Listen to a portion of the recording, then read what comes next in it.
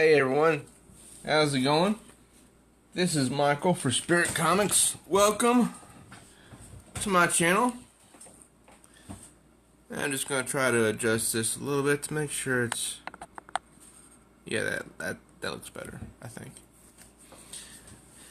I did not do a new comic book day haul recap for September 26th because I just... life gets away from me. That's all I can say. But,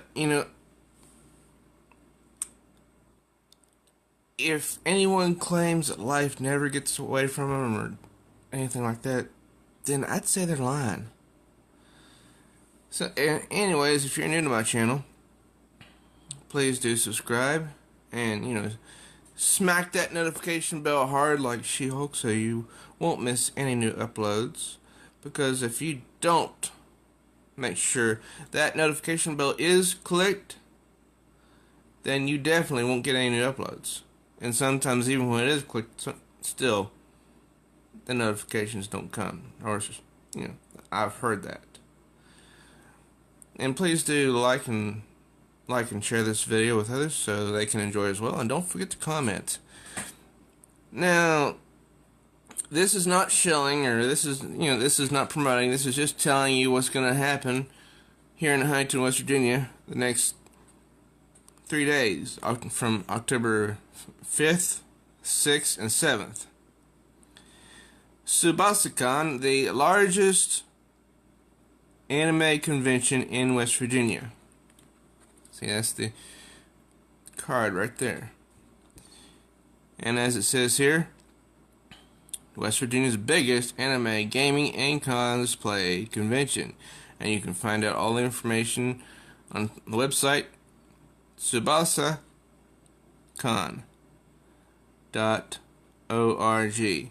And that's TSUBASACON.org. And I will be honest, I've gone over the special guests and I don't recognize any of them.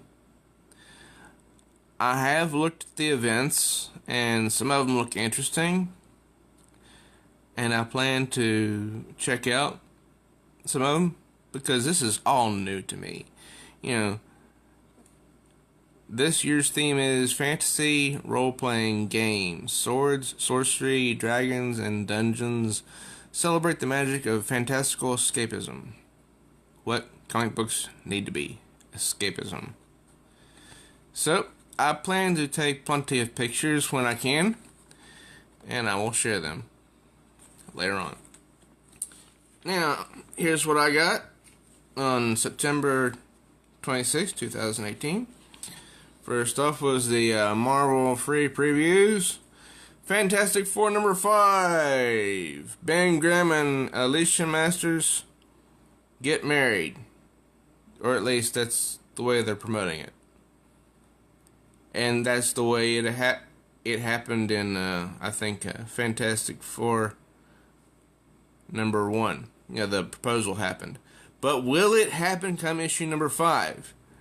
With the way both DC and Marvel have been acting lately, Tom King and his failed Batman Catwoman marriage, where actually he pulled the wool over our eyes. He did the old bait and switch at issue 50. They didn't get married.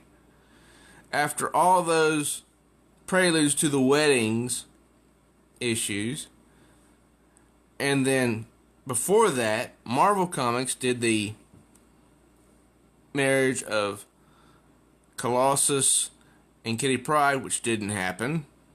They built that up, and all they did was just one special X-Men issue. They didn't do a bunch of issues like DC did. They only do one. But both marriages didn't happen, so even though I'm enjoying the Fantastic Four story right now, I'm not really hopeful for this. Alright, here's actually these are from Batman Day that I just got a week ago. Issue 1 of Batman White Knight. This is the first DC Black label comic book, and I've heard that it's good. But, you know, I'm just going to read this one and see if I like it. I haven't even cracked it open yet. This one, though, Batman LIL Gotham, I swear to goodness, I don't know how old this is, but somebody must have thought it was good to make a story where Batman and his son Damian Wayne were the size of, you know, the Teen Titans. Because look at this. Look at it. I don't know the premise behind Batman LIL Gotham, but apparently everybody there is little.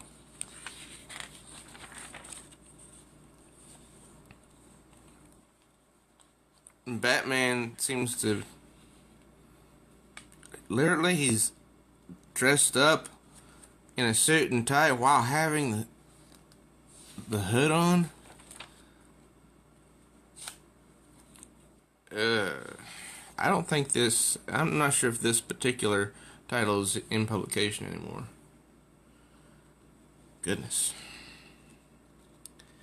Batman Detective Comics 989. I've read some of this so far, but the cover is really nice. Oh, look!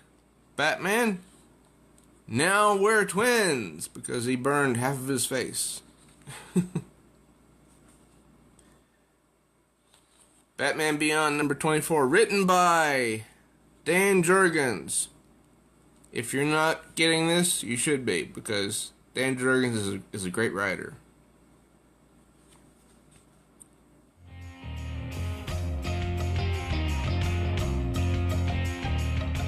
Raven, Daughter of Darkness, issue 8 in a 12-issue miniseries, written by Marv Wolfman, the very man who created Raven, I believe.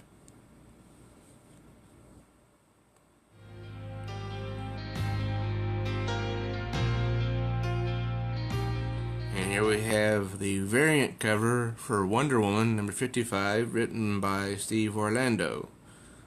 I didn't care much for the regular cover. It was okay, but, you know, I like this better. It still doesn't showcase Wonder Woman's femininity, though.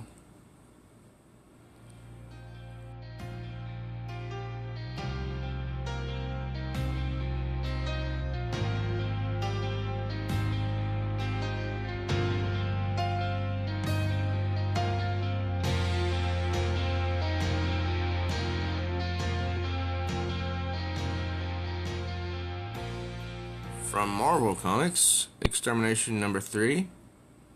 I have yet to read this, but I'm liking the storyline, even though it's supposedly supposed to lead into a new book, which I think that's a real ripoff.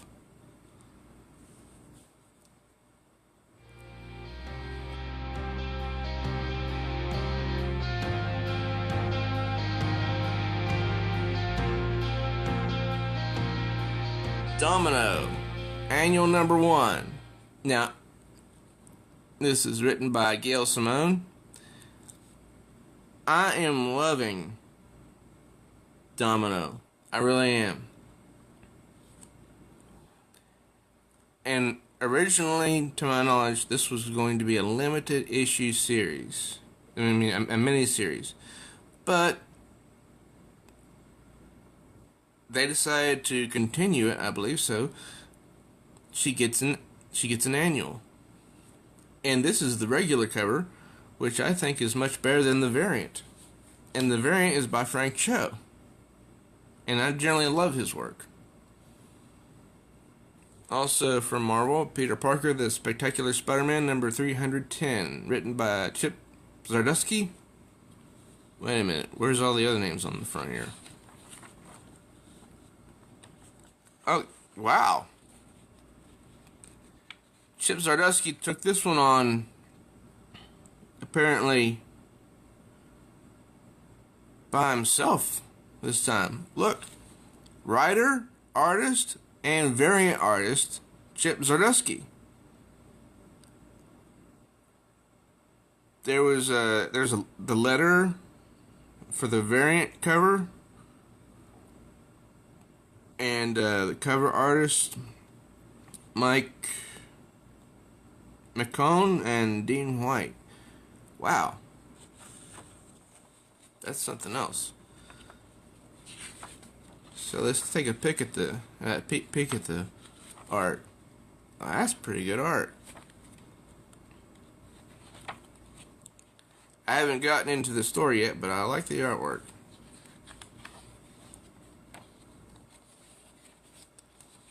Now, out of the ones that I did buy this past week, I have gotten to read 3 of them. And I may do reviews on 2 of them.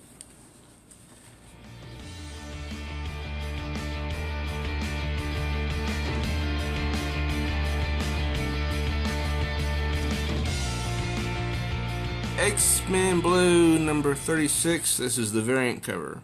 I thought the regular cover looked rather strange. This is the last issue, and you know, it's a good story up until the last page, because the entire story is about the X-Men, the original 5, going back to their own time period. But the ending,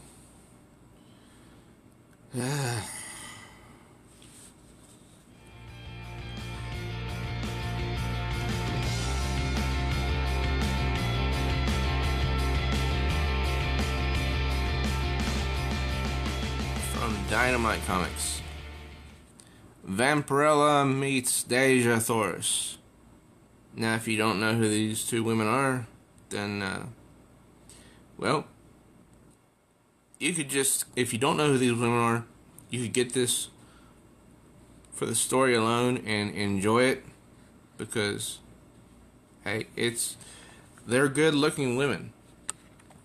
And that's part of a story, you know. Good artwork. If you don't have good artwork, then the story is not going to be very good.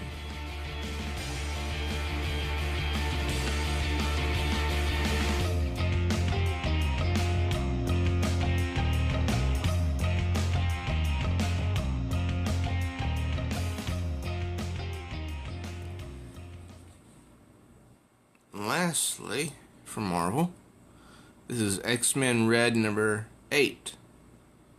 I like the cover, and I may do a review on this after I do the first 7, plus the annual. The story was good, and the art I thought was really good. You know, especially Jean Grey and that red hair.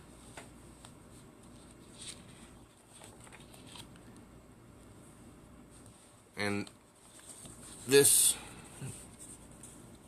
portrait of Storm right here. But they say some stuff toward the end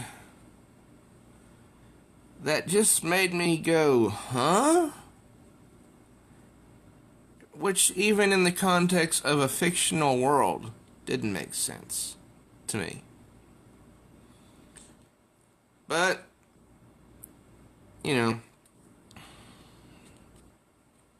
hopefully the next one will be better, because I've been enjoying X-Men Red. I have. Now, the last purchase I made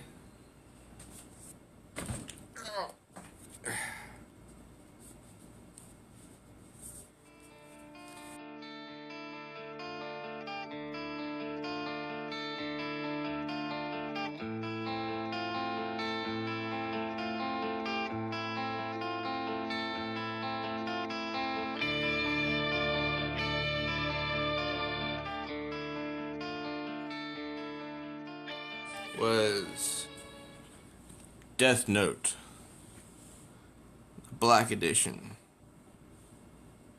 This contains the first 2 volumes, I think. There's 6 in all. And if you don't know about, this is manga, which is originally printed in Japan, translated into English for us Americans.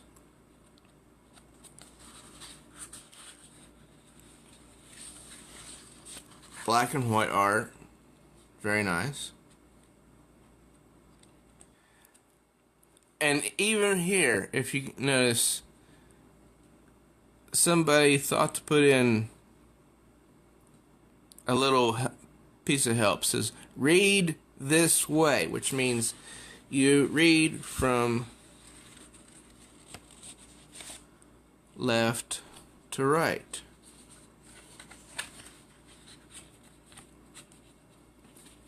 Because even, I think there might be even a little bit of help in the back, or not. I mean, you read right to left, because when you open a book, generally we start on this page. But with manga from Japan,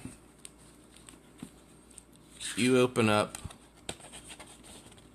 the book this way and you start reading on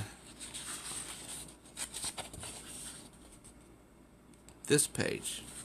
You start reading, this page, then you go over to this page,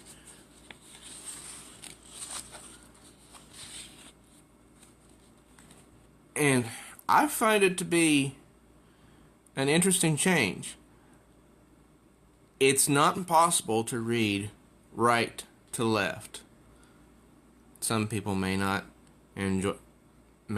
grasp it, but I think if you're concentrated on the story, then it really doesn't matter. Because if you have a good story, in my opinion, then you are going to be engrossed in every panel. But if you don't have a good story, you're going to be sort of like I was toward the end of X-Men Red number 8, scratching your head, I'm not saying it was a totally bad story. It just it was, for the first part of it, I thought was good. Toward the end, it like I said, had me scratching my head. But I liked it anyway, because it's X-Men Red and it's got Jean Grey in there, Nightcrawler. Some of the two of my favorite characters. So I am not giving up on X-Men Red as some others have, like I've noticed. I'm going to keep buying it until I finally decide, I have no idea where the story's going. And that's been the case with some comic books that I've read in the past. And not Marvel comic books, mind you. Some have been DC comics. I'm not talking bad about the book or the author or anything like that. Because I know Tom Taylor, who writes X-Men Red, also gets praised for his writing on the Injustice book put out by DC Comics.